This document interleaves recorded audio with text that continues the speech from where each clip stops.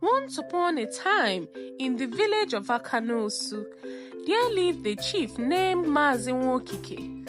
He was the wealthiest man in the village, with a compound as wide as 3 football fields and wives too many to count. He had barns full of yams, goats that bleated from dawn till night, and so many wrappers that his servants had to build a separate hut just to store them.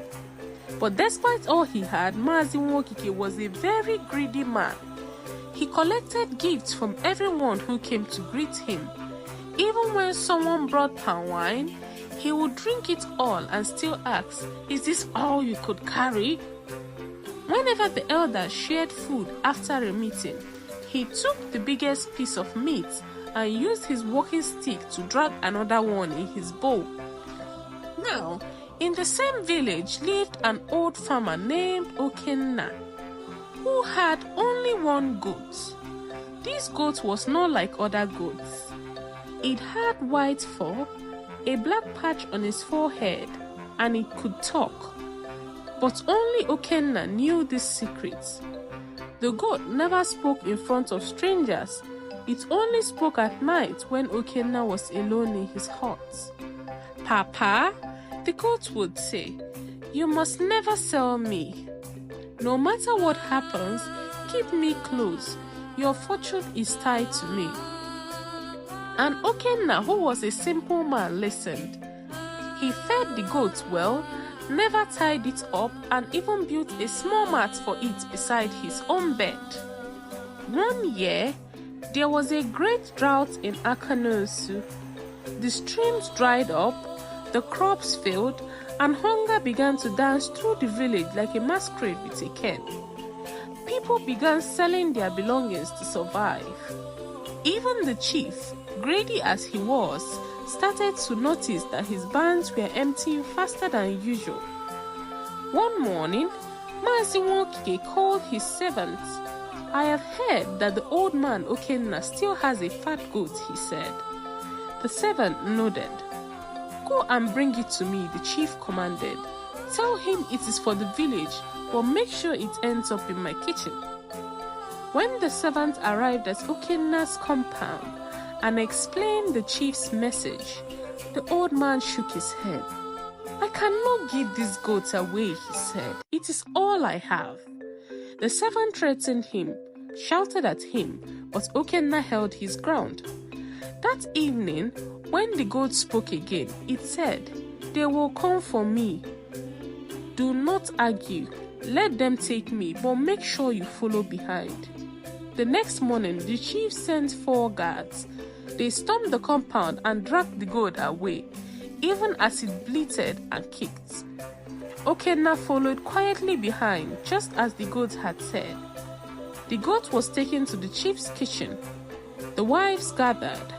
Firewood was arranged. Palm oil was heated. The biggest pot in the compound was cleaned and set on the fire. But as they began to sharpen the knife, the goat cleared his throat.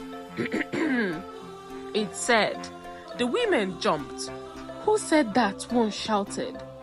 The goat looked at them and spoke again, clearly this time.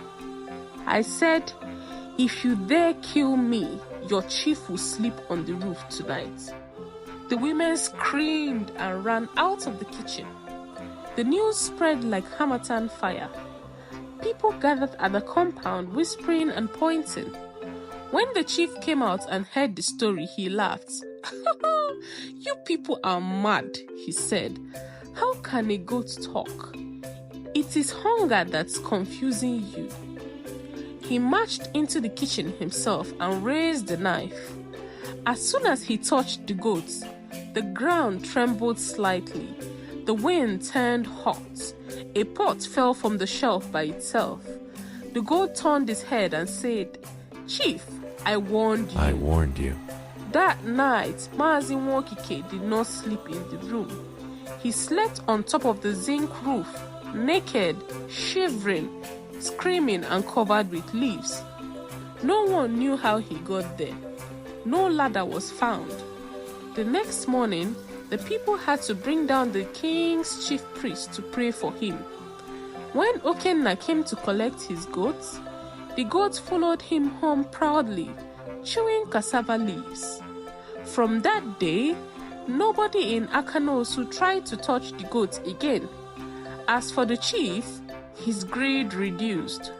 He stopped dragging meat at meetings and started greeting poor men politely. And Okina lived peacefully with his goats beside him until the day he died. Some say the goats walked into the forest that morning and never returned. Others believe it was a spirit all along. But one thing is certain, in Akanosu till today, when someone is too greedy, the elders warn him with a smile. Careful before you wake up on the roof like Mazinwokike. I hope you enjoyed our amazing story. Please follow Stories with Sonoma for more amazing stories like this. Thank you.